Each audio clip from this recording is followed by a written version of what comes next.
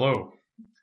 In our previous lecture, we covered the first part of Chapter 23 on Gregor Mendel and classical genetics. In this online lecture, we're going to finish Chapter 23, covering two additional topics. First, we'll cover the second bullet point here, which is DNA and molecular genetics, and then we'll discuss the genetic code.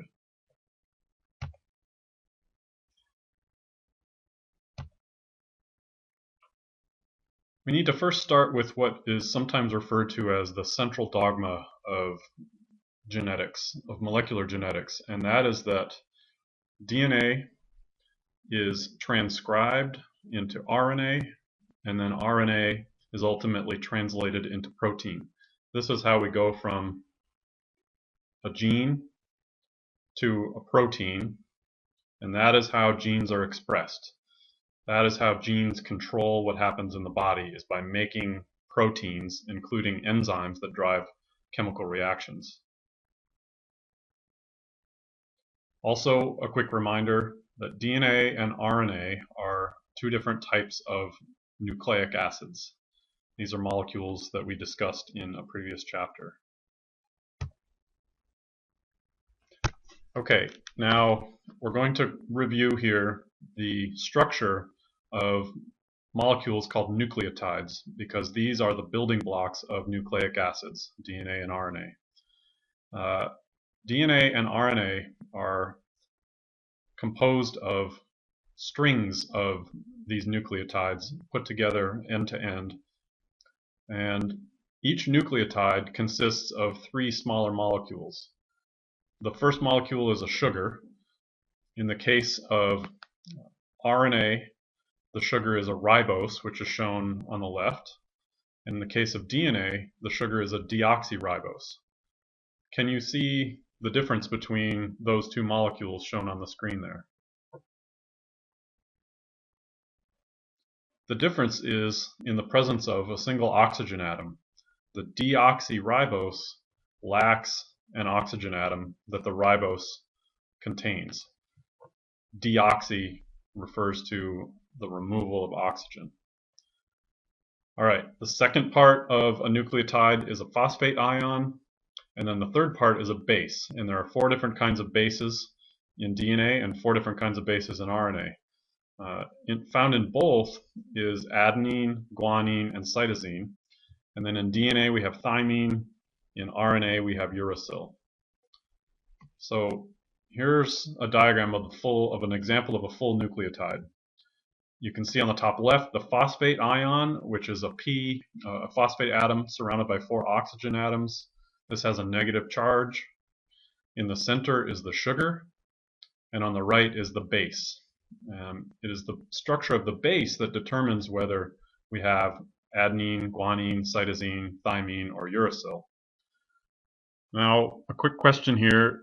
The sugar in the middle, is that an example of a ribose or a deoxyribose? Take a look. Now you should see that that oxygen atom is present. So this is not a deoxyribose. This is a standard ribose sugar. That makes this nucleotide the kind of nucleotide that would be found in RNA, not DNA.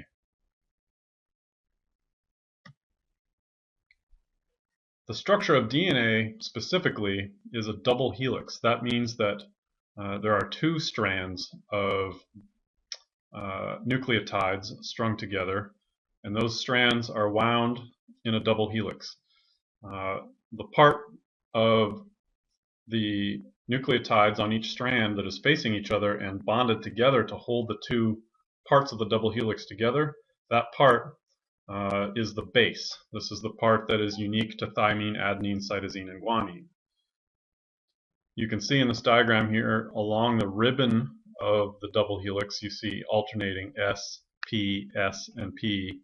That refers to the phosphate and the sugar units, but it's the base units that are labeled C, G, A, and T that are in the middle. Those are bonded together with hydrogen bonds, and that's what holds the double helix together. RNA is different than DNA in a couple of ways.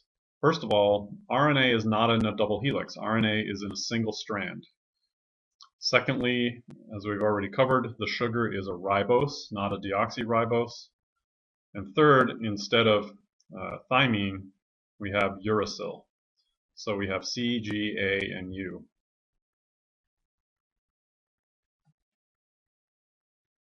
Now, one process that we need to first understand before getting into how DNA is transcribed and translated into proteins is to recognize that when cells replicate, make new copies of themselves through mitosis, or in sexual reproduction, go through meiosis to produce haploid cells that are genetically diverse. For example, when animals produce gametes, sperm and eggs, in both of those cases, the DNA of a cell needs to be replicated. It needs to be copied. This process, because the DNA is in a double helix, requires that the double helix split open, creating what's called a replication bubble. This exposes the bases on each strand to allow them to be copied. And each strand then is copied in a process where A's, G's, C's, and T's are added onto those single strands, making them into double strands. And each of those double strands turns out to be identical to the original double-stranded molecule. This is an electron micrograph image of the DNA replication bubble. You can see that there is a double helix on either end, but in the center, that double helix has been split open into two single strands. Now here we're going to watch a video about DNA replication.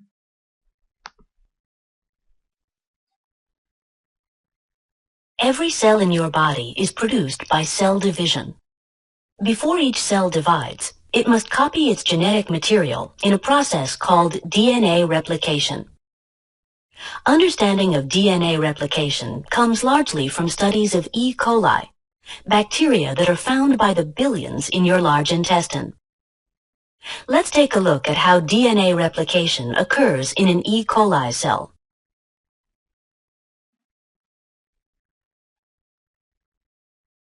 As we zoom in, we see the DNA. At the origin of replication, the two strands of DNA separate, serving as templates for making new strands. The result is a replication bubble. The bubble grows in both directions, forming two replication forks. Let's zoom in on one of them. Many proteins work together at the replication fork. Only some are shown. Here, the DNA is unwound, and DNA polymerases, shown in orange, build new strands of DNA. DNA polymerase always begins a new strand by adding to an existing RNA primer, shown here in red, that has been constructed first. Original parental DNA strands are shown in dark blue. Newly formed DNA strands are shown in light blue. Because strands in a DNA double helix run in opposite directions, and DNA polymerase can only add nucleotides in one direction, the new strands must be made in different ways. One new strand, the leading strand, seen here in light blue at the top, is built continuously. The other new strand, the lagging strand, seen here in light blue at the bottom, is built in pieces.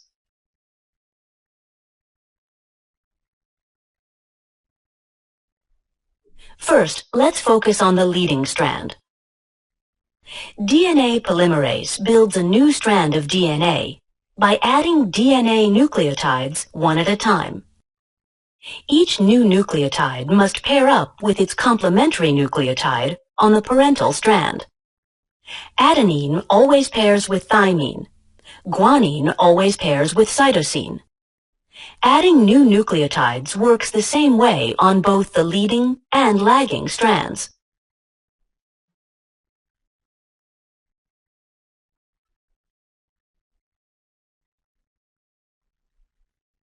Each piece of the lagging strand begins with a short segment of RNA, shown in red.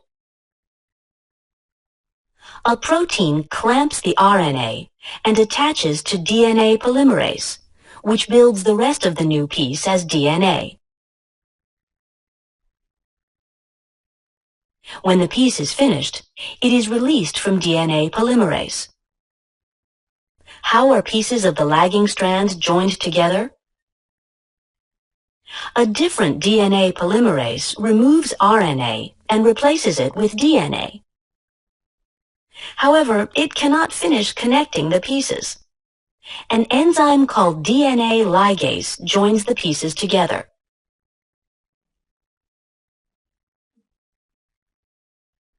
Growth of the leading and lagging strands continues on both sides of the replication bubble until there are two identical DNA molecules. Although bacteria are very different from humans, the process of DNA replication in bacteria is similar to what happens in your own cells.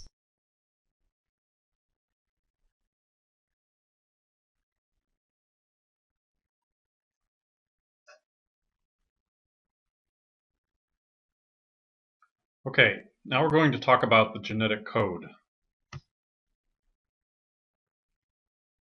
The genetic code comes into play when cells need to transcribe DNA into RNA, and then in particular when RNA needs to be translated into protein.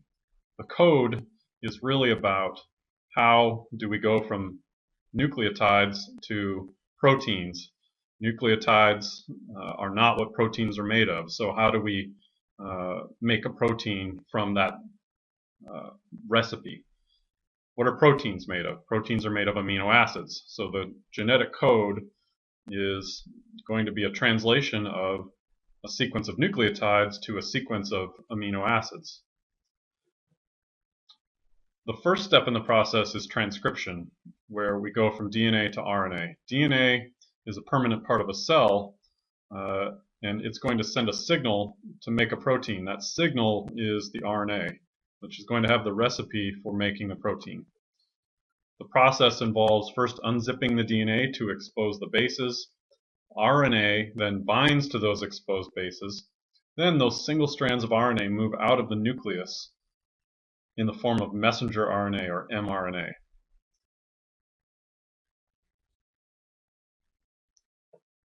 That process looks something like this. You can see here that the double helix of DNA, which is in blue, has been opened up, exposing bases. And in green is a strand of RNA that is being synthesized by an enzyme. This is the process of transcription. Notice that wherever there's a G on the DNA, there's a C on the RNA. Wherever there's an A on the DNA, there's a U on the RNA. Wherever there's a U on the, whenever there is a T on the DNA, there's an A, and so on.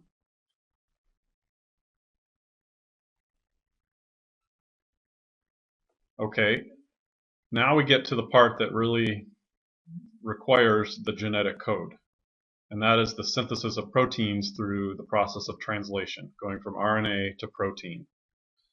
In this process, the messenger RNA that was made on the double-stranded DNA in the nucleus moves out of the nucleus into the cytoplasm, the rest of the cell.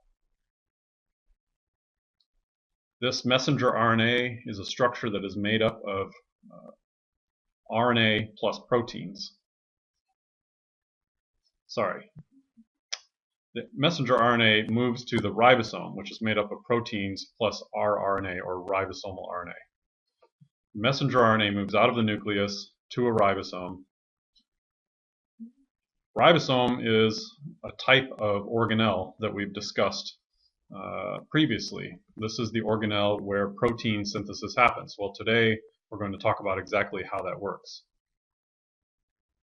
What first happens is that the ribosome, which is made of two pieces, aligns along the messenger RNA, and it serves to bring in another kind of RNA called transfer RNA. Those RNAs are in separate individual molecules with 3 bases. Those 3 base segments are called codons. What happens in this process is that the transfer RNA, which has 3 bases, matches up with matching 3 bases on the messenger RNA, and that transfer RNA holds an amino acid and adds it on to the chain, building the chain as it goes. So the transfer RNA adds an amino acid to the growing chain, which is the basis for protein.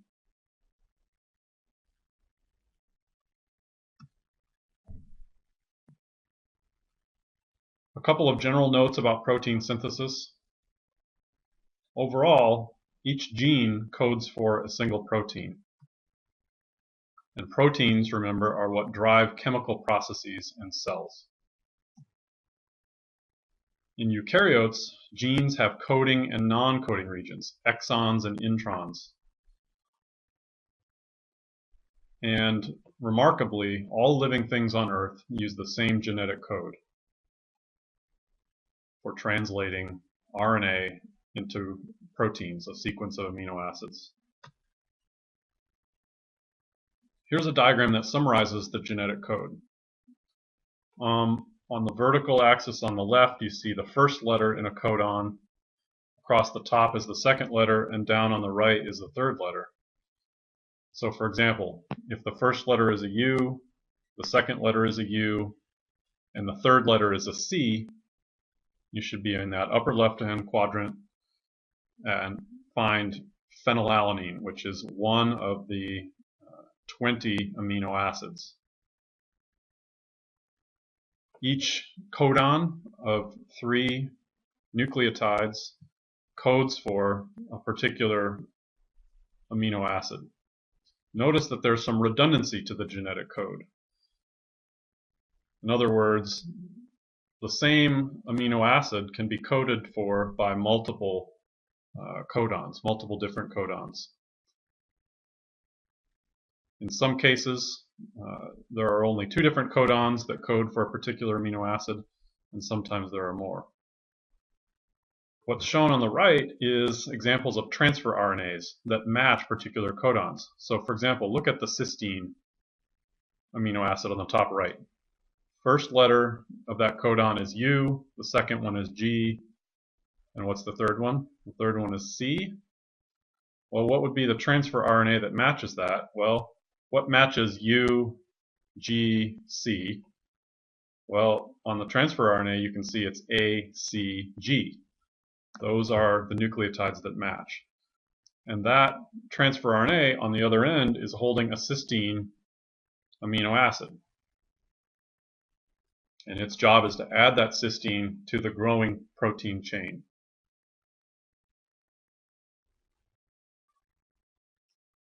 And that would look like this. So if it is GCC on the mRNA, on the messenger RNA that came out of the nucleus to the ribosome, then at the ribosome what happens is this transfer RNA matches up and it brings along an amino acid. In this case it's alanine. This happens all along the messenger RNA, and each time a new amino acid is added to the chain. This is a computer-generated model of what transfer RNA looks like. On one end is the codon, and on the other end is the amino acid that is being carried along. And the process looks something like this. So follow along on the top row first from left to right. So first of all, in gray, those shapes are the 2 parts of the ribosome. And they are going to go follow along a messenger RNA molecule shown in green. The indentations in that large subunit of the ribosome are for transfer RNA molecules, or tRNA. You can see that the first one here is for methionine, MET. That has a codon on the messenger RNA of AUG, which matches UAC on the tRNA. The next one to come in is the transfer RNA for leucine. This is going to match the CUC codon on the messenger RNA with the GAG on the tRNA and bring in a leucine. A bond is formed between the 2 consecutive amino acids. That first tRNA is discarded, and now a third one comes in, and so on. And as we go, we build a chain of amino acids. Ultimately, when we get to the end of the messenger RNA, which signals getting to the end of the gene, the ribosome breaks apart and leaves the messenger RNA. Here's a video that illustrates that process. This student is cramming for her biology test with only a frosting-covered donut for lunch. Specialized cells in her pancreas respond to the increasing amount of sugar in her blood by releasing insulin, a small protein that regulates blood sugar levels. Let's go inside one of these cells to see how this protein is manufactured.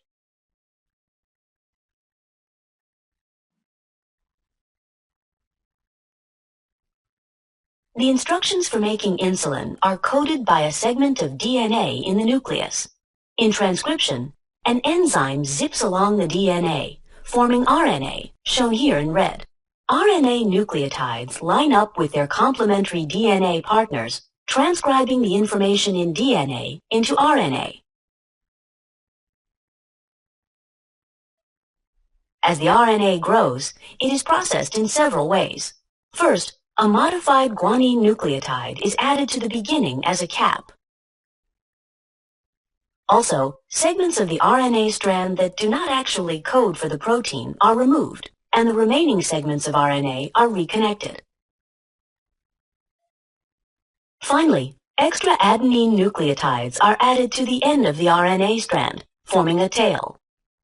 The completed messenger RNA, mRNA, now leaves the nucleus. The message in mRNA is translated into a protein in the cytoplasm. First, a transfer RNA, tRNA, arrives, carrying a specific amino acid. The small subunit of a ribosome attaches to the mRNA. Now, the large subunit of the ribosome attaches.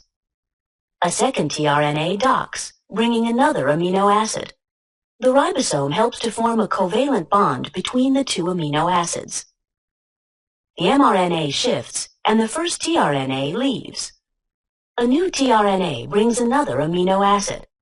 The ribosome helps to form a new bond, and the process is repeated. Notice that one end of a tRNA molecule has a set of 3 bases called an anticodon that pairs with complementary bases on the mRNA. The other end of the tRNA carries a specific amino acid. Different types of tRNAs carry different amino acids. In this way, the message in mRNA is translated into a specific sequence of amino acids. For proteins that will be secreted from the cell, like insulin, the ribosome docks on the rough ER, and the protein grows into the ER compartment. The new protein molecules are packaged in a vesicle that is transported to the Golgi apparatus, where many proteins are processed. However, insulin is packaged in a vesicle that leaves the Golgi and is then processed. Proteins secreted from the cell are shipped to the plasma membrane. Here, insulin is secreted from the pancreas and begins to regulate the student's rising blood sugar levels.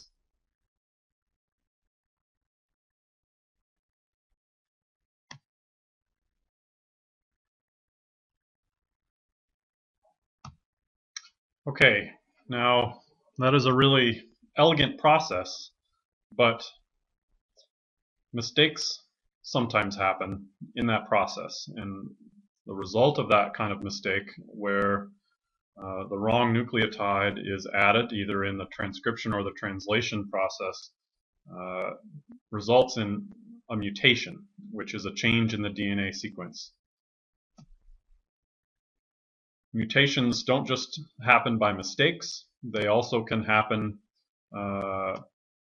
as the result of chemicals, which change the DNA, or as the result of radiation damaging the DNA. Ionizing radiation such as gamma rays X-rays and then ultraviolet radiation can also damage DNA. Mutations are really important to understand because ultimately, over the course of the history of life, mutations are the ultimate source of genetic variation. Why is it possible to find different sequences of DNA at the same gene location in different organisms? That is because at some point a mutation happened that introduced a new sequence, an A instead of a C, a T instead of a G, and so on. Ultimately, we would not have genetic variation if it weren't for mutations.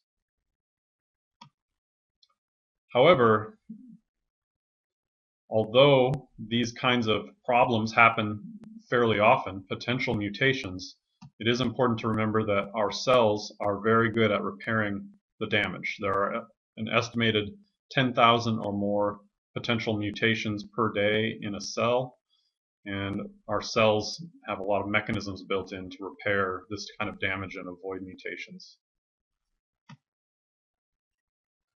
One really important question that is a frontier of research in molecular genetics is trying to answer this question, which is why are genes expressed? If you think about this, it's quite an interesting mystery because each cell in your body contains the same exact genes, the same DNA sequence. So why is the gene for insulin, for example, expressed only in the pancreas? And why is the gene for skin pigmentation expressed only in your skin? And there are thousands of examples of this throughout the body. Cells somehow only experience expression from genes that are required for their function. Genes are turned on in some cells and not in others. Well, one part of the answer to this question of how does this happen is that only 5% of human DNA is actually made up of genes. The other 95% used to be referred to as junk DNA, but now we're learning that that other DNA often has important functions, and one of the key functions for much of that DNA is the regulation of genes, turning them on and turning them off. And this is an important new area of research. We're just scratching the surface as to how this works, but it's exciting, and this other DNA is definitely not junk DNA. All right, one final topic we need to understand in this chapter is viruses. Viruses, by most biologists, are not considered to be true living things. Why is that? Well, because viruses don't have their own metabolism. They don't have their own chemical reactions and conversions of energy, and they cannot reproduce on their own. They require a host cell in which to reproduce. The structure of a virus is simply a DNA or RNA molecule, some kind of nucleic acid, plus a protein coat. This is why they are not considered alive. Viruses don't have their own organelles. They don't have plasma membranes to regulate resources moving in and out of cells. They don't have their own cell chemistry. This is a diagram of a bacterial virus. You can see in the head of this virus is the nucleic acid surrounded by a protein coat. The head part here has a protein coat in a geometric shape, and this is a virus called a complex virus that looks kind of like a spaceship with a tail structure, and it uses these structures to land on bacterial cells, squat down and penetrate and inject its DNA into, or RNA, into the bacterial cell. So how do viruses work? Well, I alluded to part of their strategy just a moment ago. Some part of the virus is taken into the host cell. When the host is an animal like a human, the whole virus goes into the cell, and then it unpackages its DNA inside the cell. In the case of bacterial viruses, which we just looked at on the previous slide, the DNA is injected into the cell, and the rest of the virus stays outside. But in both cases, the DNA of the virus, or the RNA of the virus, takes over the cell machinery. By machinery, what do we mean? Well, it uses all of the tools that we saw in just this previous video for making proteins to make more viruses. So it uses ribosomes, uses all of the nucleotides in the cell and other structures in the cell to produce hundreds or thousands or millions of new viruses, protein coats, and lots of copies of the DNA or RNA that go inside the protein coat. That is what a virus does. It makes more copies of itself.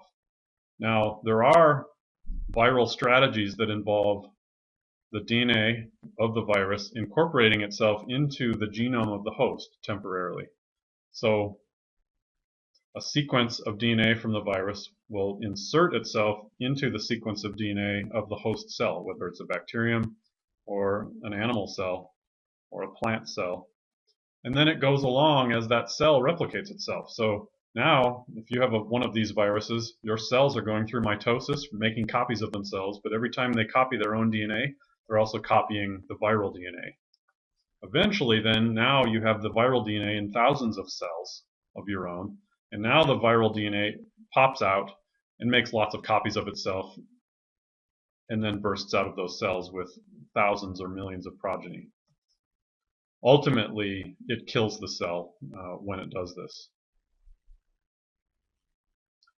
This is just a diagram of the herpes virus. Herpes viruses are very interesting. They cause several different kinds of human diseases. Herpes viruses, once you get them, you can't ever get rid of them. They live in your central nervous system, causing where they can emerge to cause a variety of different kinds of diseases. There's a type of herpes virus that causes chickenpox and then emerges later to cause shingles. Herpes viruses are associated with sexually transmitted diseases as well as cold sores or fever blisters. Human immunodeficiency virus, or HIV, is a virus that you've undoubtedly heard quite a bit about in your lives already. This virus is unique in several ways. It's part of a family of viruses called retroviruses that contain RNA rather than DNA. For this to work, that RNA must first go back to DNA once it gets inside the host cell so that the DNA can then go through the normal expression process to produce viral proteins. These viruses also are complex, meaning that they have two protein coats, and the outer coat is what interacts with T-cell receptors in the human immune system. The inner coat encloses the RNA molecule. This is a diagram of the HIV virus. Notice that in the interior, in green, is the RNA molecule. Another thing that's labeled in the interior is reverse transcriptase. This is an enzyme produced by the virus which allows RNA to be transcribed back into DNA once it gets inside the host cell. And that's considered reverse because it's the opposite direction of the central dogma that we talked about earlier. DNA goes to RNA, RNA makes proteins. Well, in HIV viruses and other retroviruses, we go backwards from RNA to DNA. So the enzyme that does that is called reverse transcriptase. Also labeled in the diagram here, you can see the inner protein coat in blue, and then an outer protein layer, which is just under the surface of the virus. As well, you can see a lipid bilayer on the very outer surface of the virus. Complex viruses have a lipid outer coat, which allows them to merge with the membranes of their host cells.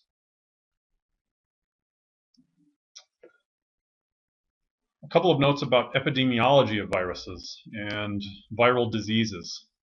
First of all, think about this question. How do antibiotics work? Well, antibiotics are chemicals produced by microbes in nature to kill bacteria and to kill fungi.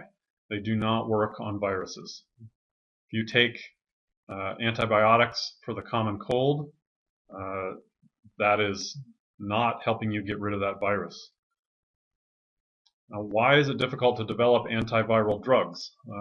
They do exist, but there aren't very many of them, and they're difficult to make.